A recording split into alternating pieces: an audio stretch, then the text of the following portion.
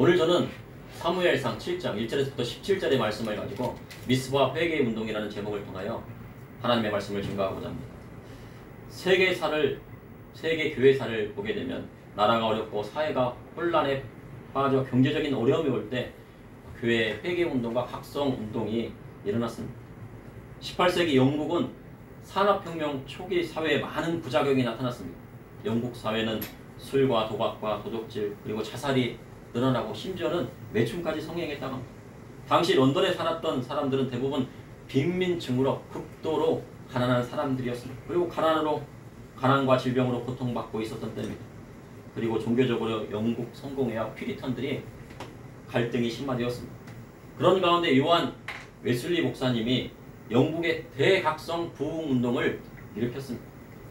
그 계기는 웨슬리 목사님이 미국을 방문했다가 영국으로 돌아오는 배에서 깨달음을 얻었기 때문입니다. 그 배 안에서 독일의 경건주의 모라비안 교도를 만나게 되었습니다. 그때 목사님이 탄 배는요 심한 풍랑을 맞게 됩니다. 배가 막 심한 풍랑을 맞게 되어가지고 난파될 지경이 되었습니다. 그래서 웨슬리 목사님은 배 밑으로 들어갔어요. 조용히 지두근듯이 엎드렸어요. 죽음을 기다리고 있었습니다. 이제는 죽게 되었구나. 내가 여기서 죽는 거야. 그런데요, 그 배에 탔던 사람 중에 모라비안 교도들이 있었는데 풍랑이 일고 배가 난파될 지경에 이르렀는데도 그들은 도리어 박수를 치면서요 하나님을 찬양하기 시작했습니다. 그리고요 웨슬리 목사님이 생각했습니다. 그들은 어떻게 풍랑이 일고 배가 난파날 지경이 되어 죽음이 코앞인데 어떻게 그 안에서 힘차게 찬양하며 하나님 앞에 영광을 돌릴 수 있고 예배를 드릴 수 있을까 하는 질문을 하게 됩니다. 그리고 그들이 영적, 내적 훈련이 잘 되어 있음을 알게 되었습니다. 그리고 요한 웨슬리 목사님이 영국으로 돌아가 내적 회개운동과 영적 대각성을 일깨우는 대부흥 운동을 일으키게 됩니다. 그로 인하여서 영국 전체가 새로워지기 시작했습니다. 그렇게 영적 부흥운동이 일어나자 경제도 살아나기 시작합니다. 우리에게도요 일제강점기 나라를 잃은 슬픔을 딛고 세 번의 영적 대각성운동이 일어났다고 합니다. 1903년에 원산 부흥운동, 그리고 1907년에 평양 대부흥운동, 1909년에 백만인 구령운동이 그것입니다. 이렇게 세 번이나 연속으로 부흥운동이 일어나는 것은 세계 교회사에서 흔하지 않은 일이었습니다. 그 중에 평양 대부흥운동이 가장 컸다고 합니다. 1907년 장대영 교회에 길선주 장로님이요 있었습니다. 부흥 서경회가 막 일어나는데 거기에 길선주 장로님이 있는데 거기서 말씀의 은혜를 받았어요. 그런데요 길선주 장로님은 죽은 친구의 재산을 정리하다가 그 과정에서 친구의 재산 중에 일부를 가져간 일이 있었습니다. 어떻게 보면요 길선주 장로님이 그 친구의 재산을 막 정리하고 사업을 정리하다가 보니까 자기에게 수고비 명목으로 아마 일부를 가져갔던 것 같아요. 그런데 그것이 하나님 말씀에 비추었을 때 잘못된 것이라고요 성령님께서 깨닫게 하십니다. 그러니까 하나님 말씀을 받고 하나님 앞에 은혜를 받았는데 견딜 수가 없는 거죠. 그래서요 자신을 성령의 임재를 맡는 아간과 같은 존재라고요 죄를 뉘우치고 그 자리에서 회개했습니다. 내가 이러한 일이 있어서 친구의 재산 일부를 내가 가져갔습니다. 나는 아간과 같은 존재입니다. 나 때문에 성령의 임재가 막히게 됩니다. 내 죄를 회개합니다. 그러니까 그러자요 너도 나도요 자신의 잘못을 뉘우치기 시작했어요. 내가 이 물건을 가져간 일이 있었는데, 내가 이러한 일이 있었는데, 내가 형제에게 이러한 죄를 졌는데, 다 죄를 회개하기 시작합니다. 그러자 그것이 막 들불같이 일어나가지고 부흥 대운동이 일어나게 된 것입니다. 이러한 대부흥이 민족 대부흥으로 이루어졌고 우리 민족이 새롭게 되는 시초가 되었다는 것입니다. 현재 전 세계는요 심각한 인플레이션으로 경제적인 어려움을 겪고 있습니다. 저도 어제 시장을 나갔다가요 몇 개 사지를 못했습니다. 너무나도 물가가 올라갔고요. 우리 성도님들은 시장에 나가시면은요 10,000원짜리 한 장 가지고 가셨는데 살 게 없습니다.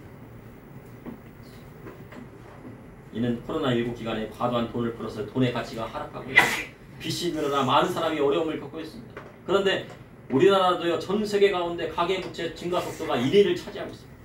다른 것을 1위 차지하는데 가계부채 증가 속도가 1위입니다. 지난 몇 년간 부동산 가격이 폭등하면서 집을 사기 위해 무리한 대출을 받아 가계부채가 늘어났다는 의견이 지배적입니다. 그러니 사람들이 빚의 바벨탑을 쌓고 있습니다. 그리고 언제 터질지 모르는 가운데 중국의 부동산 1위 회사와 3위 회사가 디폴트에 거쳐서요 파산 직전입니다. 거의 파산했다고 보면 됩니다. 그래서 사람들이 이전보다 잘 살고 부자가 된 것 같지만 빛으로 쌓은 거대한 풍선과도 같다고 전문가들은 말해요. 그래서 그 풍선이 언제 터질지 시한폭탄 같은 점점 터집니다. 그리고 사회에서 소외되었던 사람들이요 폭발하면서 각종 사회 문제를 일으키고 있다고 위에서 연일 쏟아지고 있습니다. 이러한 때 다시 나라를 세우기 위해서는 새로워지기 위해서는 회개 운동이 일어나야 하는 것입니다.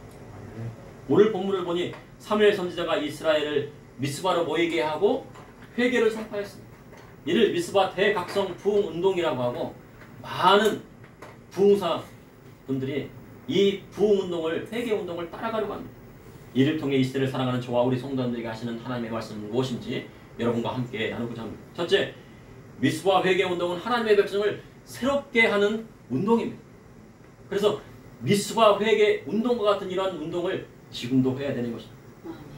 40년간 이스라엘의 사사였던 엘리 세상에 죽고 엘리의 두 아들 홈리와 비나스도 죽었습니다. 그리고 하나님의 임재가 있는 하나님의 궤마저 블레셋에게 빼앗겼습니다. 왜 하나님에게 여호와의 언약의 궤가 그 당시에 중요했습니까? 하나님께서 어디에 임재하십니까? 언약의 궤인 이 스랍 사이에 있는 조그마한 이 시은자라고 있어요. 거기에 임재하시겠다고 하십니다. 거기에 불기둥과요 구름기둥 거기서부터 솟아나거든요. 근데 그 언약의 궤를 빼앗기고 말았습니다. 이제 이스라엘에는 아무 소망이 없는 것 같습니다.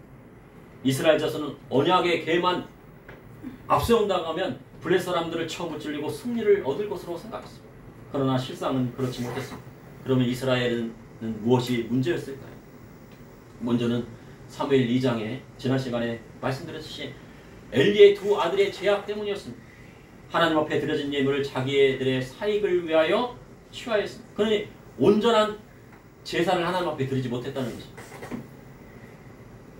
그리고 하나님 앞에 온전히 드려야 할 기름까지도 그들이 취하였습니다. 그리고 엘리의 두 아들 홈리와 비나스가 제사장직을 수행했지만 수행하면서도 해막에서 수종되는 여인과 동침했다고 성경은 기록하고 있습니다. 이로 인하여 하나님께서 어린 사무엘을 통하여 말씀을 주셨는데 이스라엘 집안에 심판이 임하게 될 것을 말씀하셨습니다. 사무엘의 말은 온 이스라엘에게 전파되었습니다. 사무엘에게 하나님께서 주신 말씀이 온 이스라엘이 다 알고 있었습니다. 그 블레셋과의 전투에서 어떻게 되었습니까? 4,000명이 죽게 되었습니다. 그래서 이스라엘 장로들이 여호와께서 어찌하여 블레셋과의 전투에서 패하게 하셨는지 한탄하면서 여호와의 궤를 실로에 있던 여호와의 궤를 가져오게 돼요. 그 실로에 있던 여호와 궤를 지키고 있던 사람이 누구였습니까? 바로 홈리와 비느하스였습니다. 우리 중에 있게 하면 하나님의 궤가 우리 중에 있게 하면 원수 블레셋의 손에서 구원하게 할 수 있다고 생각을 했습니다. 그래서 실로에서 하나님의 궤를 가져왔는데 그때 엘리의 두 아들 홈리와 비나스가 그 궤를 메고 온 것입니다. 그런데 의외의 결과가 일어났습니다. 어떻게 됐습니까? 이스라엘 보병 3만 명이 죽고 하나님의 궤마저 적군들에게 빼앗기는 사건이 일어나게 됩니다. 이러한 일이 일어나게 된 동기는 무엇입니까? 먼저 홈리와 비나스가 하나님 앞에 저지른 죄악 때문입니다. 이스라엘이 아이성 전투에서 패하게 된 이유는 바로 아간이 음과 금과 외투를 숨겼기 때문입니다. 그래서 이스라엘 자손이 패하게 되었습니다. 그리고 또 한 가지는 엘리 제사장이 홈리와 비나스의 죄악을 갈고도 묵인했기 때문입니다. 그런데 엘리 제사장은 하나님 앞에 쓰임받지 못한 제사장이 아니었습니다. 하나님께서 40년 동안이나 그를 사용하시고 사사로 세우셨습니다. 하나님 앞에 기름 부음을 받은 종이었습니다.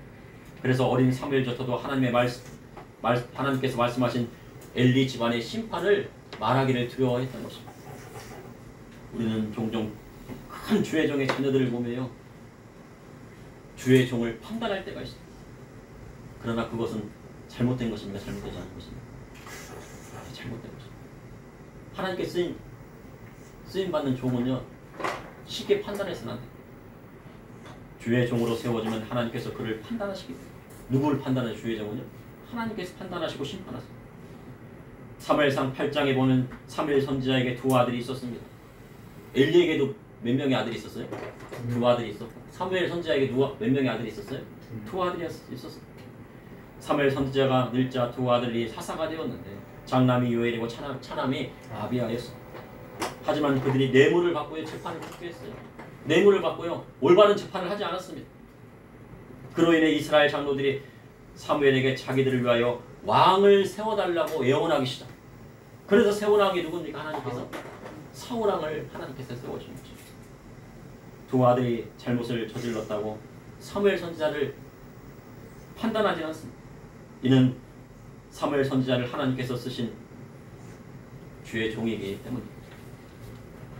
엘리 제사장이 하나님 앞에 사사로 쓰임받았지만 두 아들의 죄악을 묵인함으로 하나님 앞에서 그 집안이 심판을 받게 됩니다. 그런데 엘리 제사장이 두 아들의 범죄를 묵인한 데에는 그들의 죄악이 당시에 이스라엘 자손 사이에서 어떻게 됐어요?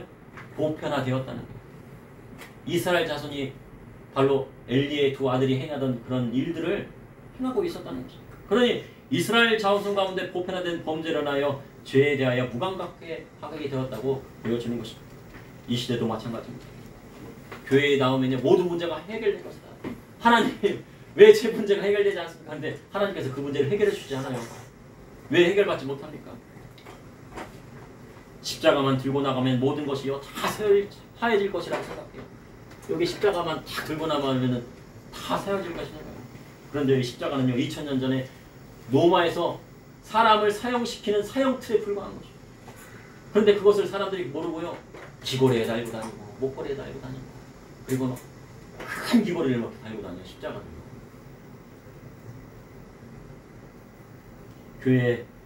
그런데 교회에 십자가를 걸어 놓은 것은 십자가의 사형틀에 예수님께서 달리셨기 때문이에요. 예수님께서 십자가에 달리셨기 때문에 십자가를 걸어 놓은 것이지, 십자가에 달리신 예수님보다 십자가가 더 귀하기 때문에 그것을 달아놓은 것이 아닙니다. 십자가가 중요한 것이 아니고 예수님께서 그 십자가에서 보혈의 피를 흘려주셔서 우리의 죄를 사하신 것이 중요한 것입니다. 그러니 그 안에 예수님이 없으면 십자가는 어떻게 되는 거예요? 아무것도 아니에요. 언약의 계를 갖고 와가지고요, 거기다 다 세워놓고 우리가 이길 것이라고 생각했지만요, 그곳에 하나님께서 함께하지 않으니까요, 블레 사람들에게 지고 만 것입니다. 이처럼 이스라엘 자손이 하나님의 계획만 앞서면 모든 문제가 해결될 것이라 생각했어요. 그리고 하나님 앞에 나와 예물만 드리면 모든 것이 해결될 것이라 생각했어요. 그런데 그것이 그렇지 않다는 것입니다. 언약의 계를 앞세워도 하나님 말씀을 지키지 않으면 하나님께서 함께 하시지 않는다는 것을 오늘 본문에서 말씀하신 것입니다. 교회 열심히 나왔는데요, 예수님 말씀 따르지 않으면요, 헛된 예배를 드리고 마는 것입니다. 그래서 예수님께서 뭐라고 하셨습니까? 형제와 싸운 일이 있으면 예물을 그 자리에 두고 가서 형제와 먼저 화해하고 나서 하나님 앞에 예물 드리고 예배 드려라. 형제와 싸우고 나서 하나님 앞에 드리면 헛된 예배 드린다. 헛된 예배 드리지 말고 진정으로 온전한 예배를 하나님 앞에 드려라. 그렇게 말씀하십니다. 내 부모를 공경하지도 않으면서 하나님 앞에 예배 드린다고 나와서 하나님 저 예배 드립니다. 하나님 받아주시죠. 헛된 예배 드리지 마라. 먼저 부모님 먼저 공경하고 와서 하나님 예배해라. 그렇게 말씀하시는 것입니다. 그러니 믿음의 성도는 그리스도의 말씀으로 새로워져야 됩니다. 말씀으로 새로워진다는 것은 예수님의 말씀으로 새롭게 되고 예수님의 말씀대로 따르겠다는 것입니다. 둘째 미스와 회개 운동은 하나님 말씀으로 돌아가는 회개 운동이었습니다. 이스라엘 자손은 아합에게서 하나님의 괴를 블레셋에게 빼앗겼습니다. 그리고 슬픔에 빠져서 절망을 하게 됩니다. 하나님에게는 아스도스로 가게 되는데요, 아스도스에 있는 다곤 신전에요, 하나님의 괴를 거다 드립니다. 그랬더니 어떻게 됩니까? 다곤 신이요, 딱 엎드러졌어요. 그리고 아침에 딱 하니까. 그리고 손과 발목이 딱 끊어졌어요. 그래서요, 블레셋 사람들이 들어서 가두로 꺼냈습니다. 가드로 보냈더니 하나님 심판이 어디에 내려요? 예.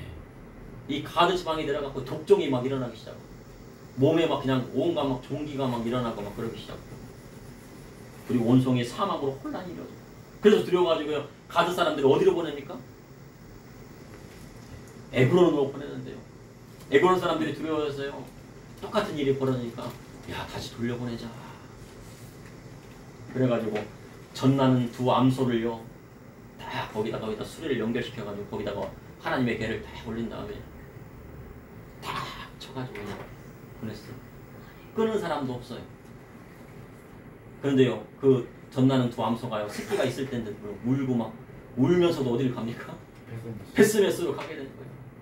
정확하게 갑니다. 누가 사명받았어요?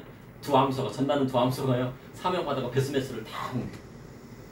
근데 베스메스에 도착한 법궤를요. 사람들이 들여다보고 70명이 죽고 5만 명을 하나님께서 주셨습니다. 이에 법궤를 길앗 여아림으로 보내고 길앗 여아림 사람이 아비나답의 집에 보내어서 20년 동안 그 법궤가 있게 된 거예요. 사무엘상 7장 1절에서 2절에 길앗 여아림 사람들이 와서 여호와의 궤를 옮겨 산에 사는 아비나답의 집에 틀어놓고 그의 아들 엘리야사를 거룩하게 구별하여 여호와의 궤를 지키게 하였더니 궤가 길앗 여아림에 들어간 날부터 20년 동안 오래 있는지 이스라엘 온 족속의 여호와를 사모하니라. 이스라엘 자손이 여호와에게 하나님의 궤를 사모했다고 이야기합니다. 왜요? 궤가 여호와의 궤, 하나님의 궤가 있어야 성막에 뭐가 있어야 됩니까? 여호와의 궤가 있어야지 거기에 하나님의 임재하심이 있잖아요. 하나님의 임재가 떠났다는 겁니다. 그러니 하나님의 임재가 없고 하나님의 말씀이 없으니 어떻게 합니까? 사람들이 갈급해지고 심령이 갈급해졌어요. 그래서 사모했다는 것은요. 사모한다는 것은 히브리어로요. 비통하며 울부짖었다. 하나님 왜 하나님 말씀이 없습니까? 하나님 왜 우리에게 말씀 주시지 않습니까? 왜 하나님의 임재가 없습니까? 그러니 이스라엘 족속은 여호와 궤를 간절히 사모했다는 것입니다. 이렇게 이스라엘 자손들의 마음이 간절하자 사무엘 선지자가 이스라엘 족속 가운데 회개를 선포했습니다. 그게 오늘 본문의 말씀입니다.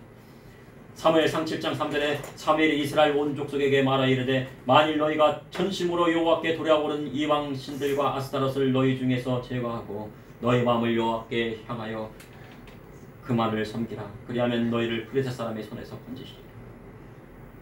사무엘 선지자가 온 이스라엘 족속에 선포한 것은 진심으로 전심으로 여호와께 돌아오려거든 무엇을 버리라고요? 우상을 버리라. 이스라엘 자손이요 하나님을 섬기지 않은 것이 아니에요. 하나님 섬겼죠. 그리고 또 무엇도 섬겼어요? 이방 신도 섬기고 아스라도 섬기고 하나님을 섬기다 하나님 말씀대로 섬기지 않았다는 거예요. 하나님도 섬기고 점도 치러 가고 사주도 보러 가고 내가 어떻게 되는지 박수에게도 물어보고 그랬다는 거예요. 이 시대도 마찬가지입니다.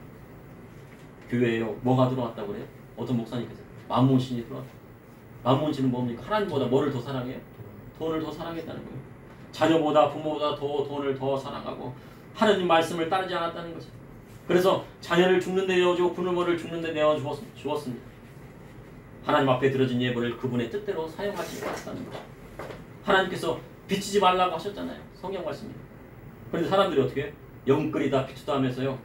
아파트 한 채 사는데요. 평생을 다 바쳤어요. 뭐를 바친다고요?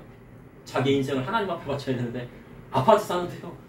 한 채를 사는데 평생을 다 바쳤어요. 이 시대의 아파트가 뭐가 되었습니까? 거대한 바벨탑이 되고 하나님이 되었어요. 그래서 아파트 하나 얻으려고요. 투잡 쓰리잡을 때요. 주일도 안 지켜요. 막 그냥. 일해야 돼요. 그 빚을 갚느라고. 대출이 이자 빚이 250만 원이고 300만 원이고 어떻게 해요? 버는 거는 300만 원, 400만 원 버는데 대출이 250만 원이고 300만 원이고 어떻게 해요? 투잡 쓰리잡 써야죠. 하나님 앞에 예배 드릴 수 있겠습니까? 빚쟁이가 되었는데. 그러니 아파트 값이 폭 나면 어떻게 돼? 그래도 아파트 값이 올라가면 괜찮아요. 폭 나가면 어떻게 됩니까? 네, 인생이 나락으로 떨어지는 거예요. 평생 그 빚 갚다가 끝나는 거예요. 그런데 하나님께서 뭐라고 말씀하셨어요? 빚지지 말아라. 빚지지 마라. 빚지지 않으면 하나님께서 너에게 축복을 주시겠다고 주님께서 말씀하셨어요. 하나님께서 말씀하셨어요.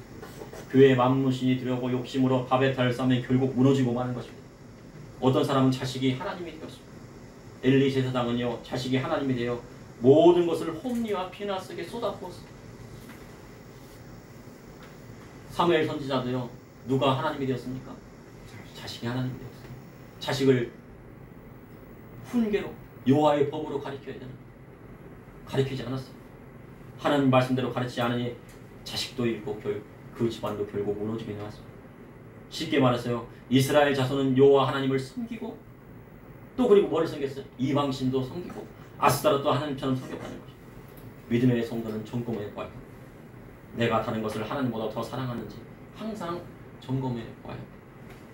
그리고 하나님 말씀 따라 우상을 버리고 그분 앞에 나아가야 합니다.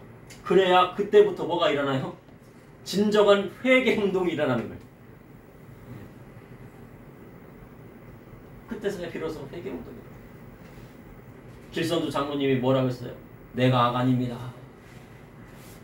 하나님 앞에 회개, 죄를 고백할 때 그때서야 대부흥이 일어나는 거죠.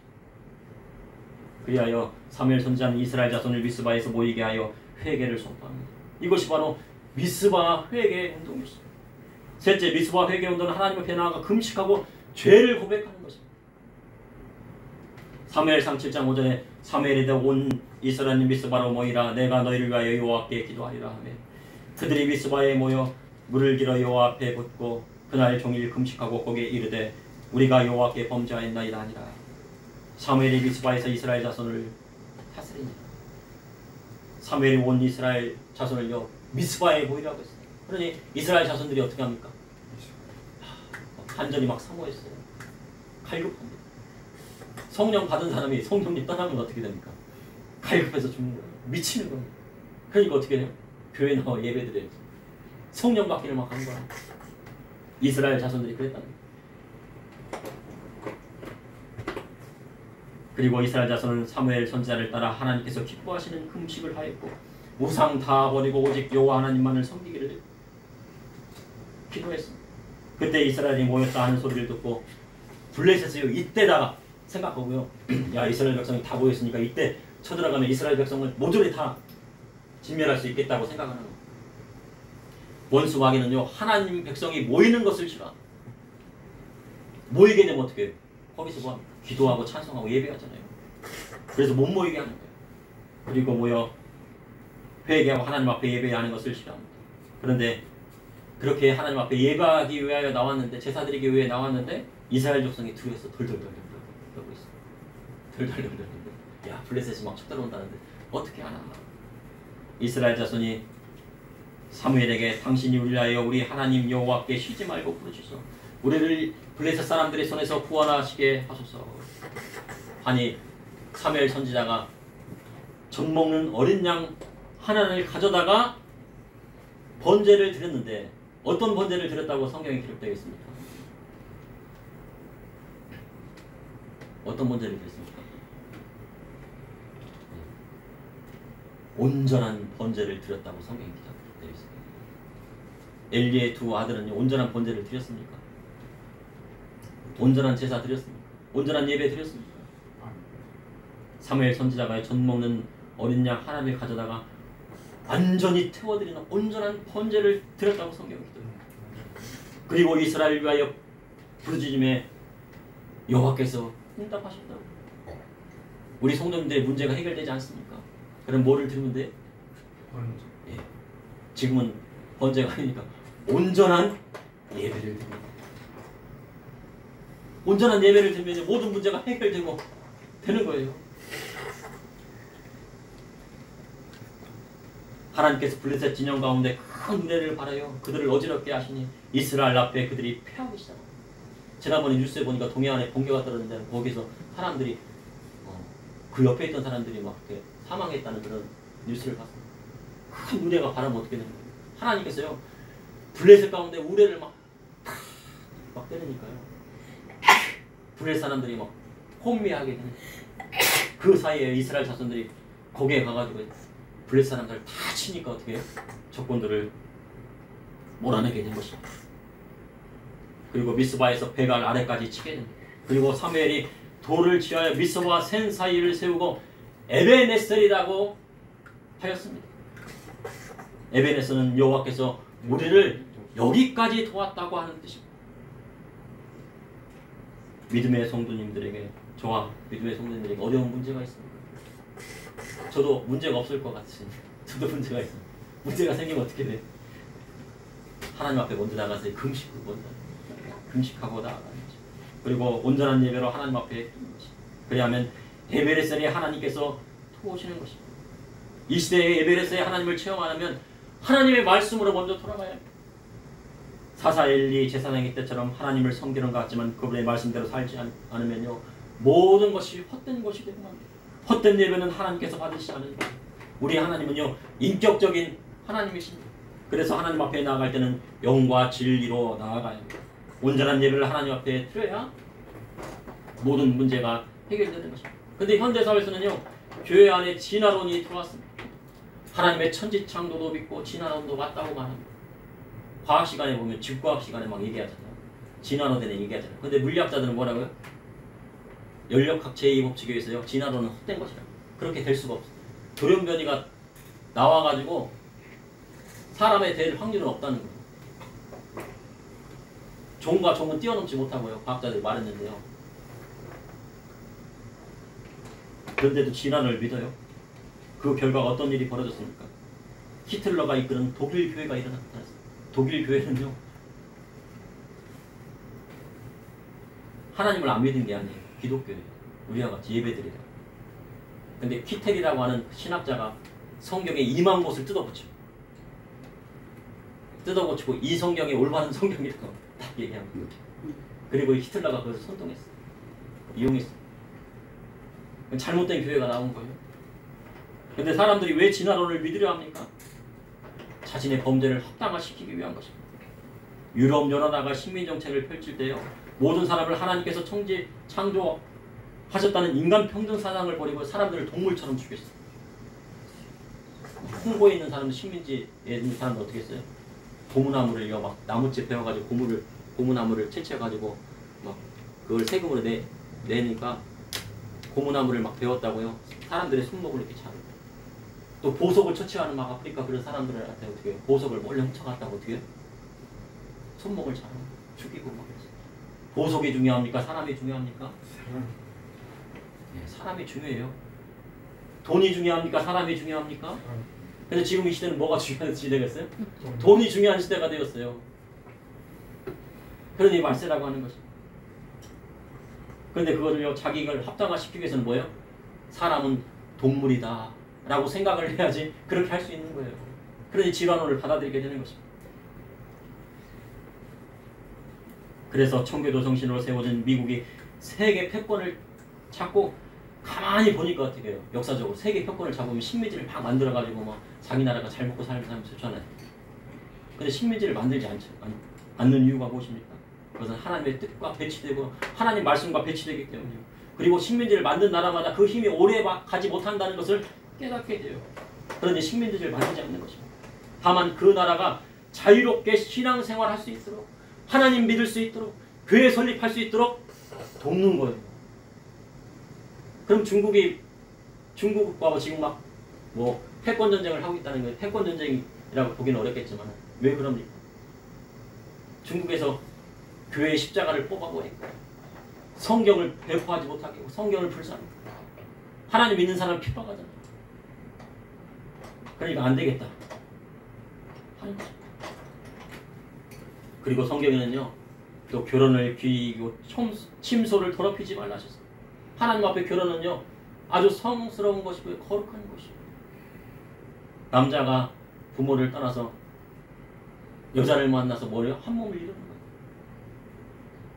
그래서 결혼은 귀한 거예요. 그런데요, 법을 만드는 사람이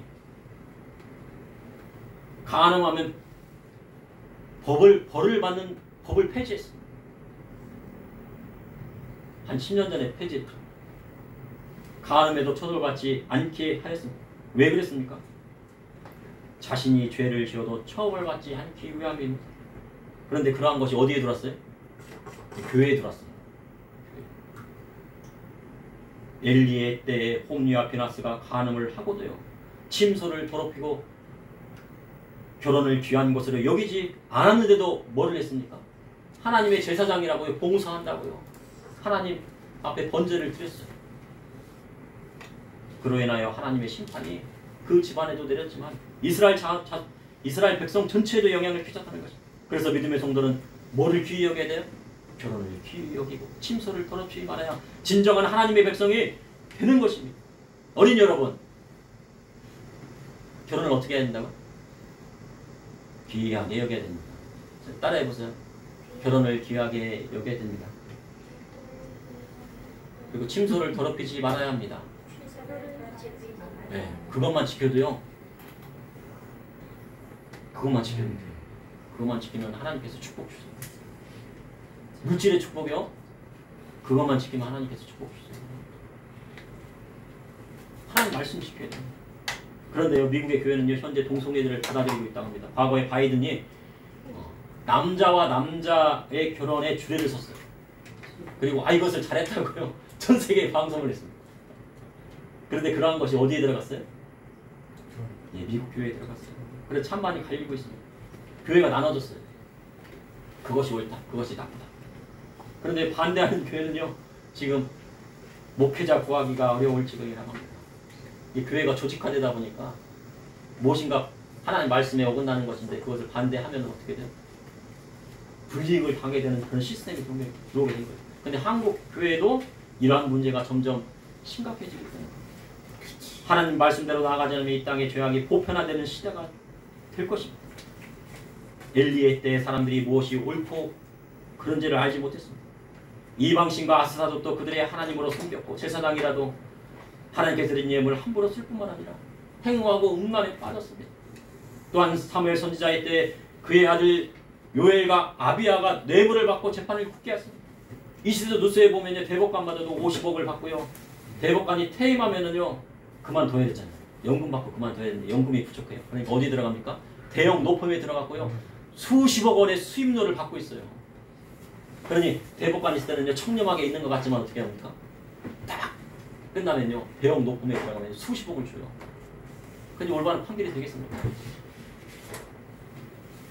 우리나라의 사법 체계는요 이미 무너졌습니다.